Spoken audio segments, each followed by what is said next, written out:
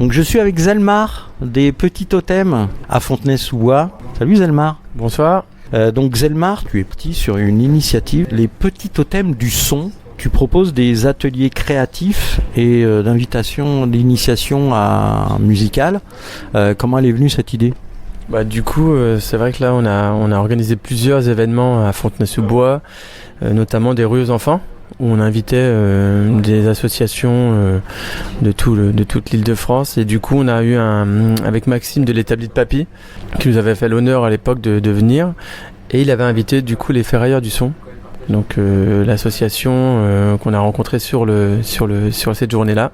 Et tout de suite, c'est vrai que on a une fibre quand même musicale, artistique depuis plusieurs années dans l'association. Et du coup, ça nous a vraiment intéressé le côté créatif avec des instruments de récupération et le fait que les enfants, que les familles pouvaient venir jouer de la musique avec n'ayant pas forcément une connaissance du métier. Et on a trouvé ça hyper instructif et en même temps hyper ouvert. Donc on les a réinvités l'année d'après, en 2024. Et du coup, voilà, en 2025, on a eu l'idée de créer le projet des Petits Totems du son. Dans l'association, on est aussi très porté sur l'environnement. Donc l'idée des Petits Totems, c'était de récupérer au début de la palette sur les marchés. Et c'est vrai qu'on n'a pas, nous, l'oreille musicale. Et du coup, on a trouvé avec les ferrailleurs du son des adeptes de la musique. Et on a créé ce projet-là avec donc le centre social L'Intergé, qui est au Laris, à Fontenay-sous-Bois. Et du coup, on a fait 8 interventions, 8 ateliers sur une année complète en 2025. Et là, pour l'année 2026, on reprend à partir du 14 février, un samedi. On reprend les activités sur place, donc dans le nouveau centre social qui se nomme maintenant le Joséphine Baker. Donc les dates, c'est le 14 février, c'est l'inauguration, le 14 mars et le 21 mars, donc de 14h à 17h, au 15 bis rue Jean Massé à Fontenay-sous-Bois. Donc là, je suis avec Steph des ferrailleurs du son. Qu'est-ce que vous allez faire pendant ces 3 ateliers ? Nous, je vais te citer une phrase un peu toute faite, mais que j'aime beaucoup. C'est qu'on dit souvent quelle planète on va laisser à nos enfants, mais aussi quels enfants on va laisser à la planète. Est-ce qu'on veut des enfants collés à leur smartphone à longueur de temps ou pas ? Donc voilà, les ateliers, après je vais laisser mes amis se débrouiller pour expliquer la teneur des ateliers, parce qu'en fait on improvise pas mal et on va voir comment il va se débrouiller Dom. Donc Dom des ferrailleurs du son, comment ça se passe ces ateliers ? Comment ça va se passer ? Alors en fait, on fait pas de grands discours aux enfants et c'est juste à leur montrer qu'en ouvrant la poubelle jaune, prenant une boîte de conserve, un tasseau de bois, nous on fournit les cordes. On peut sensibiliser à l'écologie sans faire de grands discours et du coup via une activité culturelle et créative, via l'intervention de Zelmar, on part d'un morceau de bois, d'une corde, d'une boîte de conserve et les gamins ils repartent avec leur petite guitare quoi. Ah c'est chouette ça. Et ils repartent avec le matériel.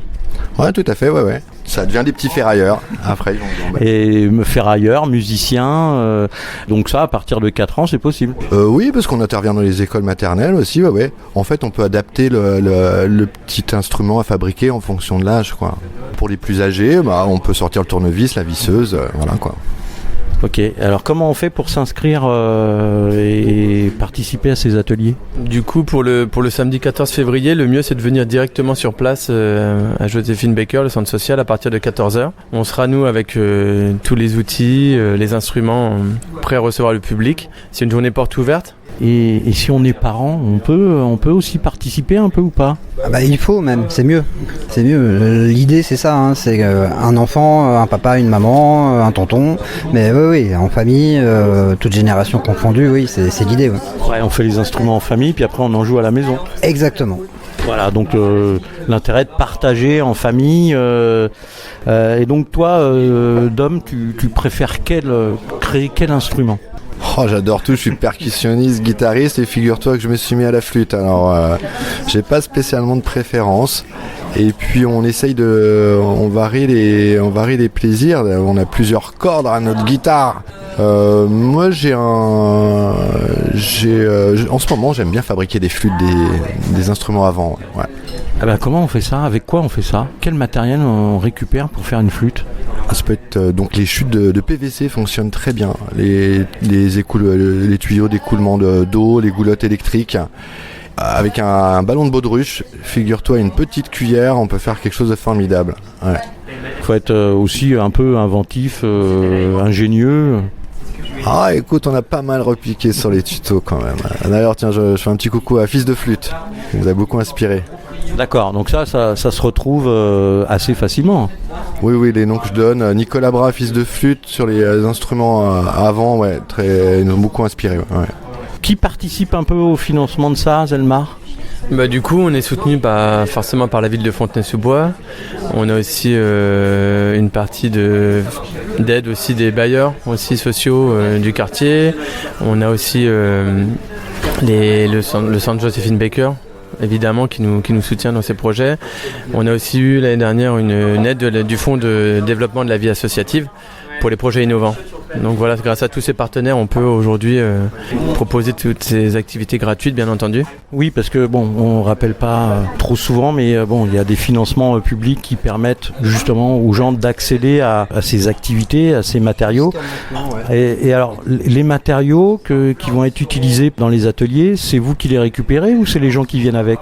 Alors justement, dans le projet, il y a une maraude qui est prévue régulièrement. On part avec les parents et les enfants, c'est ça l'idée, dans le quartier avec un caddie, des gants et on ramasse des canettes, des bouteilles en plastique, des objets. Donc, vous faites les poubelles quoi. Ça permet déjà effectivement de sensibiliser tout le monde. Et souvent les enfants comprennent avant les parents, parce que quand on leur dit on va faire un atelier de construction d'instruments et qu'on se retrouve dans la rue à ramasser des canettes, les parents comprennent pas trop et les enfants comprennent très vite que c'est comme une chasse au trésor et qu'après les éléments qu'on trouve sont transformés. On a notamment dans ce projet-là, on a investi dans une injecteuse de plastique, c'est-à-dire qu'on met des bouchons dans une chambre qui chauffe et on fabrique des médiateurs de guitare, on fabrique des toupies par exemple avec ça, on a une broyeuse aussi pour faire de la paillette. Et on a un troisième axe, là on n'est plus trop sur le déchet mais c'est encore autre chose, c'est sur l'électronique en fait. On a des petits contrôleurs interactifs qui permettent de sonoriser un peu tout ce qui est conducteur. Donc c'est un troisième type d'atelier qui est plus sur la pollution numérique en fait, la pollution électronique. Voilà. Ah, c'est quand même vachement élaboré votre truc là. On essaye, du coup on se développe quoi. Donc on essaye de trouver des axes un peu sympas et rigolos pour tout le monde quoi. Et donc du coup vous allez créer des générations de récupérateurs et de musiciens, c'est ça l'objectif quelque part ? On espère surtout qu'on va créer des générations de gens qui seront un peu moins consommateurs à pousser le caddie dans les rayons et acheter dès que ça marche plus. Et à moins consommer le téléphone portable. Aussi. Voilà. Très bien.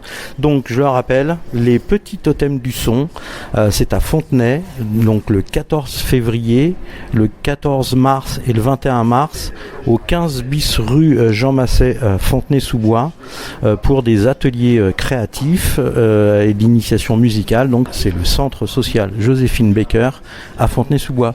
Merci messieurs. Merci à toi. Merci. Merci.